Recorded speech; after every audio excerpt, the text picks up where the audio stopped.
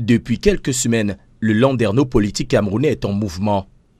24 juin 2025, alors ministre de l'Emploi et de la Formation professionnelle, Issa Chiroma Bakary, président du FSNC, le Front pour le Salut National du Cameroun, claque la porte du gouvernement.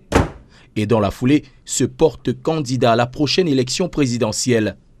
Il n'aura pas fallu attendre longtemps pour qu'un autre taulier de la politique dans le septentrion, Bello Bouba Maïgari, leader de l'UNDP, lui aussi allié au président de la République, se déclare candidat. Dès lors, des analyses fusent, des grilles de lecture se diversifient. Mais qu'en pensent les principaux concernés, à savoir les électeurs? Nous vous proposons un mini-sondage d'opinion. Bello Bouba Maïgari et Issa Chiroma Bakary.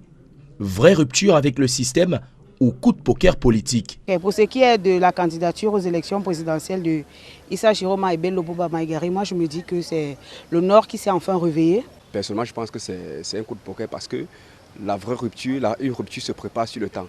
Je pense que c'est un coup de poker politique. Ce système a échoué et ils ne veulent pas s'identifier au système si les choses venaient à basculer après aux sorties des élections. Ça c'est un jeu politique.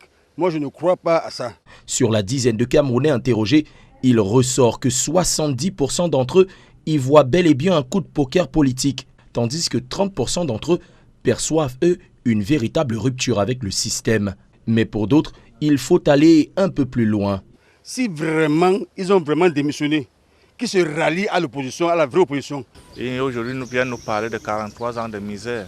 C'est vraiment injurieux les Camerounais. Ça peut être pris sous un angle de la réalité. Parce qu'en principe, il ne peut pas avoir démissionné pour rien. Il doit avoir anguille sous roche.